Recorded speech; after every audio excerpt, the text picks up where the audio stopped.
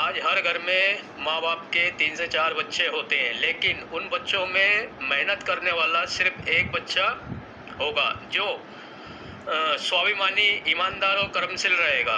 वो अच्छा वो बच्चा आपकी बेटी भी हो सकती है और बेटा भी हो सकता है। ओके, तो बाकी जो 2 बच्चे हैं वो आलसी होंगे, जीवन में कुछ करने की तमन्ना नहीं होगी।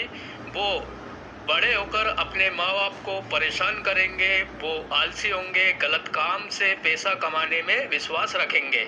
ये सच्चाई है घर घर की, परिवार की और दुनिया की।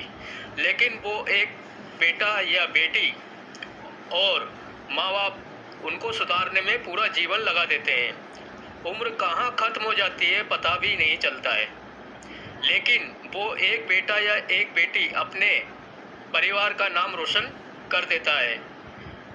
तो इस रील को कमेंट करें, शेयर करें, लाइक करें। थैंक